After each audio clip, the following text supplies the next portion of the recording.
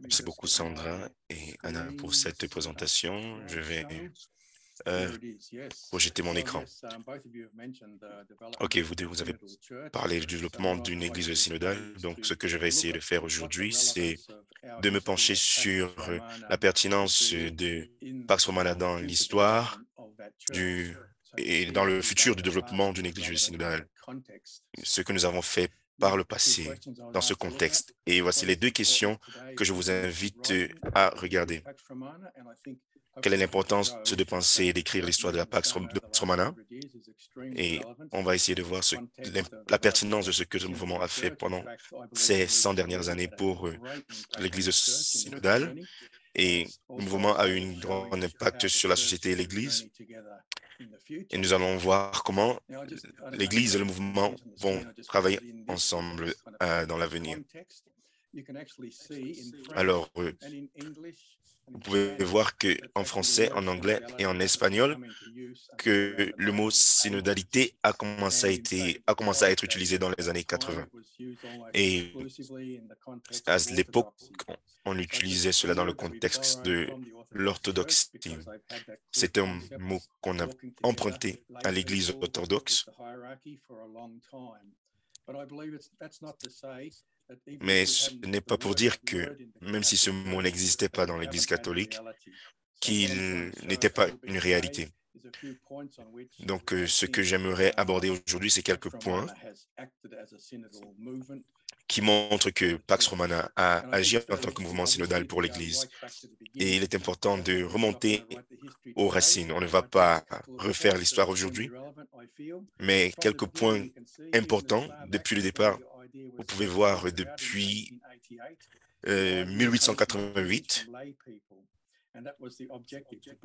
les laïcs se sont réunis et les étudiants laïcs ont été réunis.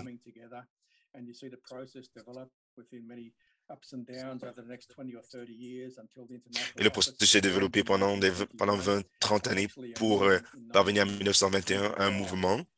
Et en 1925, il y a eu un autre mouvement tous ces mouvements ont été pilotés par des laïcs. C'est vrai que des prêtres étaient inclus, mais les laïcs étaient principalement ceux qui étaient les dirigeants de tous ces mouvements.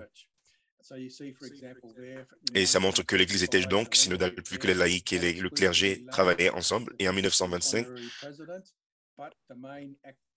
le président, nous avions un président honoraire qui était du clergé, mais le président actuel réel était un laïc.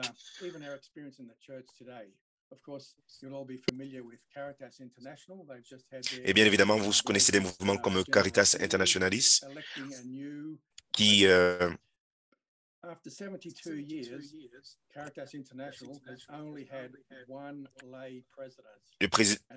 Caritas International élit régulièrement des présidents et c'est seulement après 72 ans qu'ils ont eu un président laïque après le décès de l'évêque qui était le président avant ce dernier.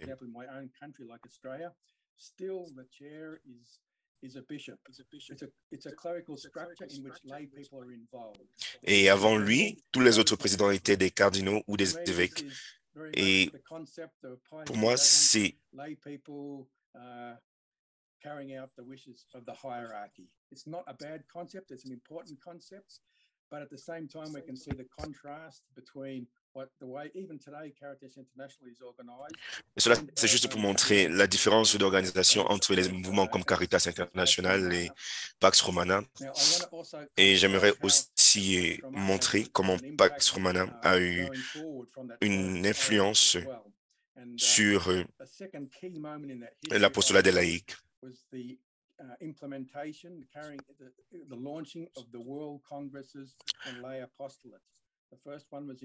Un autre point important dans l'histoire de Pax Romana, c'était les congrès mondiaux sur l'apostolat des laïcs. Le premier était en 1951, le deuxième était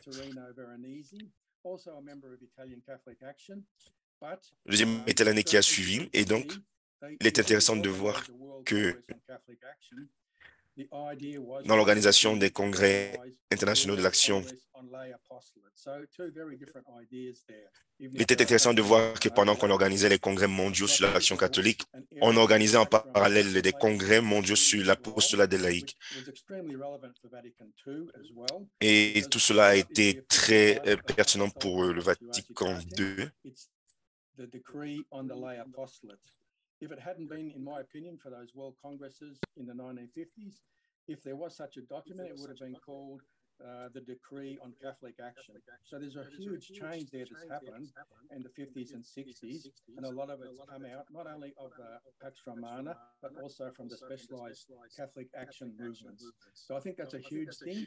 The second thing which came out very, very importantly from that, especially from the first World Congress on Lay Apostolate, was the method. Well, of course, it's the Cardine method of See, Judge, Act. In fact, if you look at what happened in 1951 at that World Congress, it really prefigured Gaudium in Spes. In fact, Helder Camara himself, he stated that was a critical event in what came later, 10, 15 years later in the council. So we see how Pax Romana has been involved from the beginning. Donc, nous pouvons voir comment Pax Romana est impliqué depuis le début et a été influencé. I'm sorry to interrupt you, Stefan. Sorry. Translators are asking if you can please... Too slow, too fast. Yeah. Go a little bit slower and like get closer to the mic. Thank you. Yeah. I'm sorry to interrupt. No, you're right. It's very hard for me to speak slower. So, yeah. So the next point that I wanted to, and in a way this is the final point, I wanted to show also Le dernier point que je voulais aborder, c'était de montrer que Pax Romana a été pionnier du développement du rôle des femmes dans l'Église. À l'écran, vous avez Rosemary Goldie, originaire d'Australie, et qui a développé sa carrière internationale à travers son expérience dans Pax Romana et plus tard dans le congrès de l'apostolat des laïcs. Et elle a travaillé à Vatican II en tant qu'auditrice et elle a été impliquée dans le conseil pontifical pour les laïcs. Donc, c'est quelques domaines dans lesquels le Pax Romana a joué un rôle crucial. Et je pense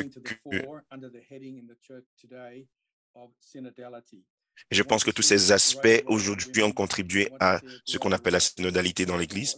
Nous voyons un grand rôle des femmes, nous voyons un grand rôle pour les laïcs dans l'Église.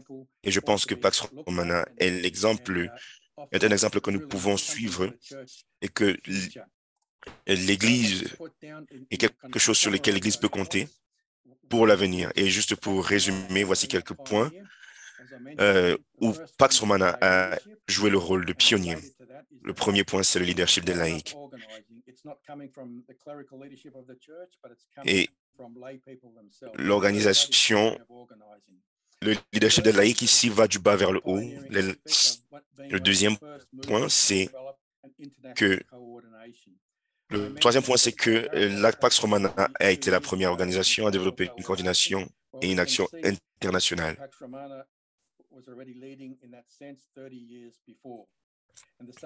Donc, il y a plus de 30 ans, Pax Romana a joué ce rôle de coordination internationale et d'action laïque au nom. Et bien évidemment, nous avons aussi parlé du leadership des femmes qui remonte depuis Vatican II et nous avons aussi l'aspect de l'apostolat des laïcs. Et donc, pour conclure, j'aimerais dire que nous devons faire la promotion de notre histoire et de notre patrimoine.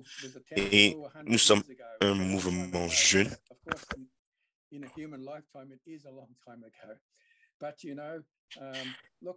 Et ce mouvement, bien sûr que nous avons 100 ans, mais c'est quand même très jeune et j'aimerais appeler les autres.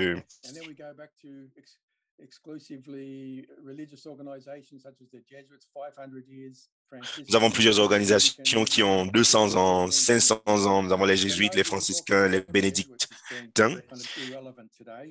Et On ne peut pas dire que les jésuites ne sont pas pertinents et importants aujourd'hui. Bien évidemment, ils sont encore plus importants qu'avant, vu que nous avons le pape François qui est un jésuite. Et donc, c'est tout ce que j'avais à dire concernant l'histoire de Pax Romana, et je crois que Pax Romana a encore beaucoup de choses à contribuer pour l'avenir du mouvement. Merci beaucoup.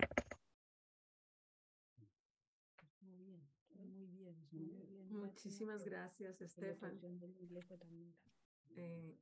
Por favor, para de compartir tu pantalla. Stop sharing your screen. Thank you very much. Bueno, pues muchísimas gracias, Estefan.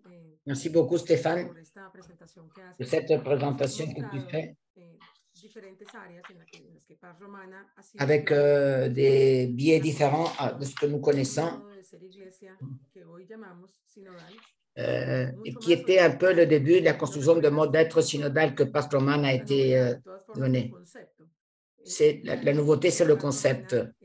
Mais Pax Romana a été pionnière dans la construction de ce mode d'être de l'Église. C'est une construction d'une Église toute complète, une perspective d'une Église qui inclut tout le monde. Nous constatons que Pax Romana a fait partie de plusieurs transformations et qui a été le fer de lance de beaucoup d'autres transformations qui se sont concrétisées avec le Concile Vatican II. Tu as fait allusion particulièrement à l'importance d'avoir ouvert le chemin à la participation du laïcat, spécialement de laïcat des jeunes dans la tâche de l'évangélisation et du renouveau théologique et pastoral dans le contexte d'une Église qui a été traditionnellement dominée par des